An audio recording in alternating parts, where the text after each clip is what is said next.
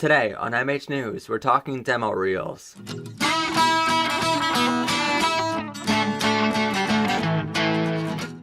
Welcome to MH News, everybody. I'm your host, Matt Haslam. Now, for the past month or so, I've been working super hard on my next demo reel, which is coming out this week. And if you're watching this after May 20th, 2015, then you can check out the link in the description below directly to the new demo reel on YouTube, Vimeo, and as well as MattHaslamProductions.com by clicking on video and film.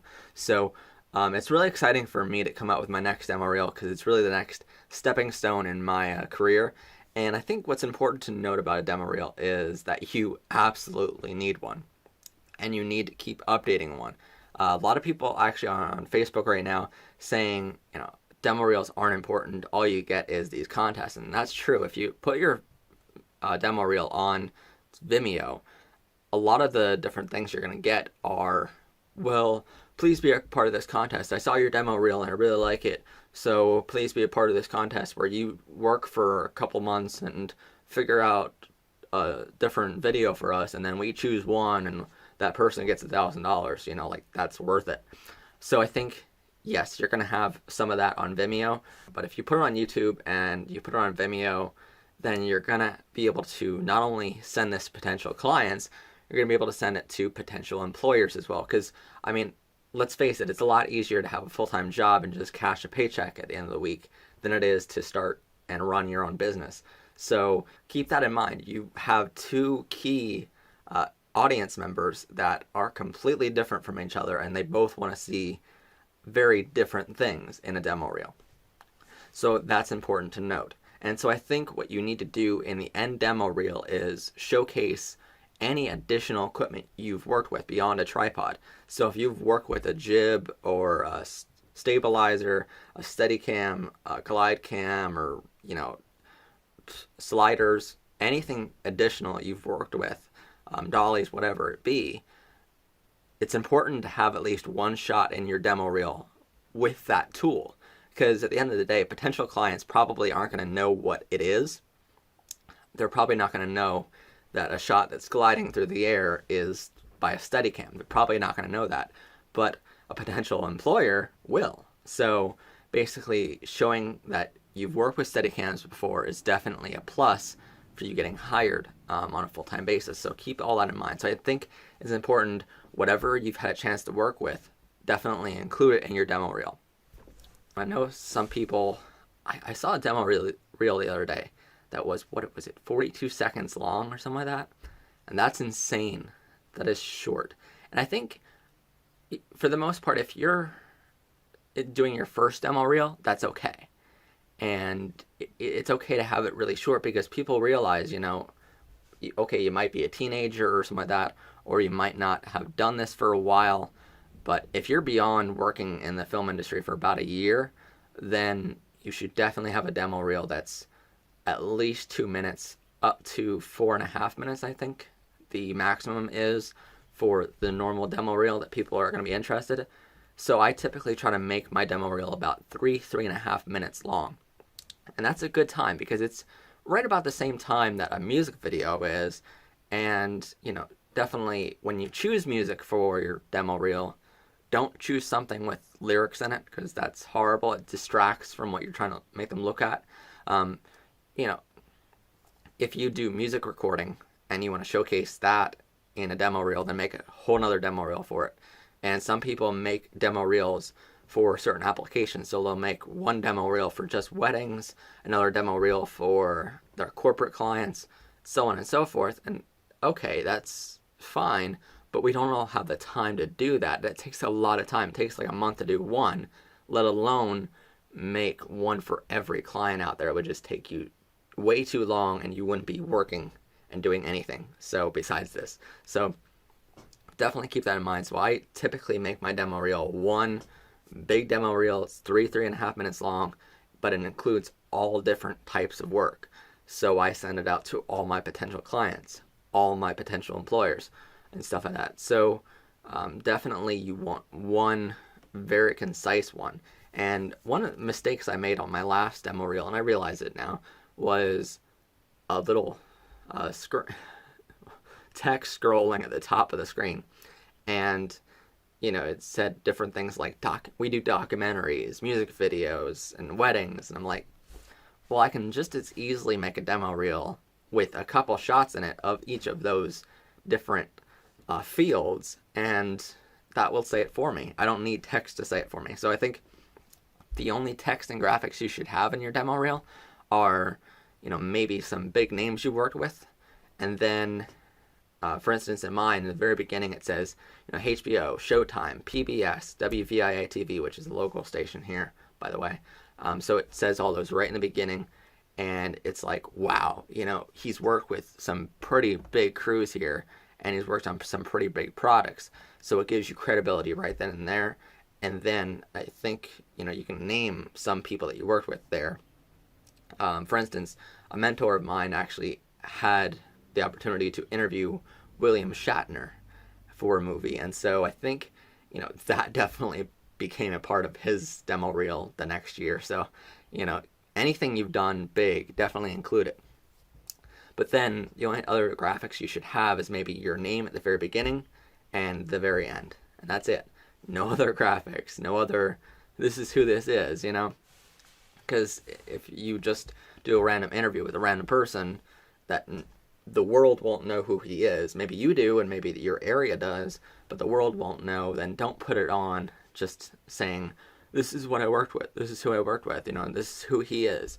Or especially, a lot of people put on their demo reels different product titles. Like, they'll include a couple shots from their short film that they produced and directed, and then they'll put the title of that short film on the very bottom of the screen.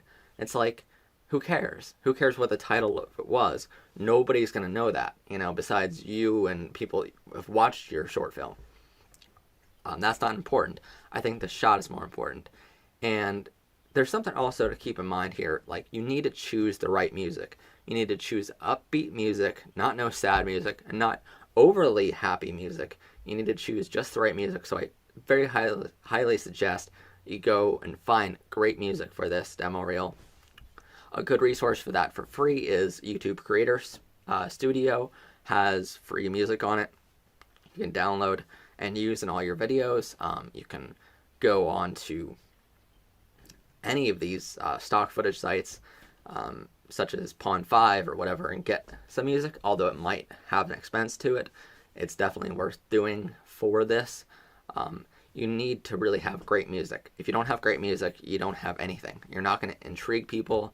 And I think the music has to be upbeat and then slow down its pace a little bit in the middle and then fasten up the pace near the end. That way, it gives you the opportunity to welcome him in and say, really fast pace of like, wow, this is really, really cool. And then it slows down a little bit. And maybe you add some interviews with audio of people talking. That way, you're not just showcasing your cinematography skills, you're focusing on the audio skills as well, that you don't just do the picture, you do audio as well, and it's crisp and clear audio. And then near the end, you fasten up a little bit to get them excited again, and then you drop off to a title. So I think you need music that flows, and it also has a dip in the middle. So when you're looking for music, look for that. And if you want something different, then certainly do it. It's all a personal choice, I think. But for the most part, demo reels have that dip in the middle for really successful directors. But of course, if you're just going for a director of photography and you don't worry about audio, you're not wanting to be an audio technician, or you don't want to be a director, you just want to be a DOP or a cinematographer, then you probably don't need audio.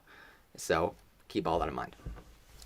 But I think the next thing to do would not be to, don't go and edit your thing right away. I think it's important to take a minute, take a couple days actually, to get some bullet points down. For instance, you wouldn't want to go editing things right away because, you might have done a music video in the past, and you might say, you know what, well, at the end of the year when we did our accounting, that music video wasn't that profitable. And so I'd much rather spend my time from now on doing weddings or something like that, which are much more profitable. All depends on what your accounting says for the last year's P&L statements and stuff like that. So definitely that all enters into it. So you wouldn't want to put in your demo reel that you do something that you don't want to do or it's not profitable for you to do. So I think you need to figure out what's profitable in your area, what you want to do and what you want to focus on, and make bullet points for that. So for instance, one of the things that I wanted to highlight, one of the bullet points that I had, was the commercial space. And because my company works a lot in commercials, so I went into old footage after I got that bullet point to find different commercials I've worked on.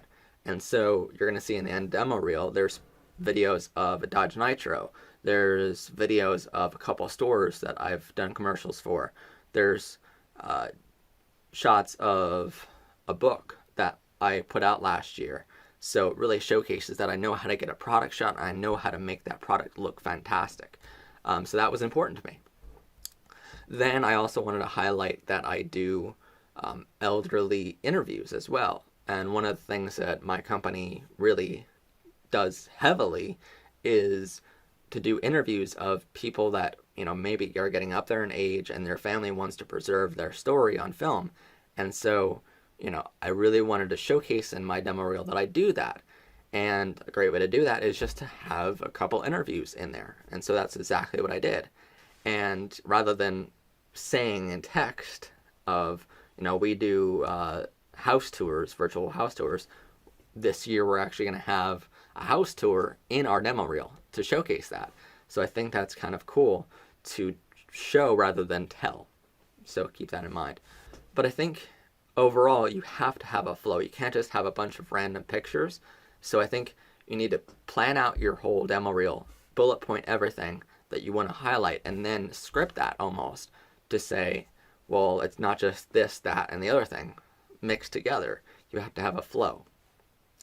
But I know last time we had a demo reel, we followed this couple, and our storyline throughout the entire thing was this couple falling in love. So we had them going for a walk, going on a date, and then finally near the end of the entire demo reel, they had their wedding.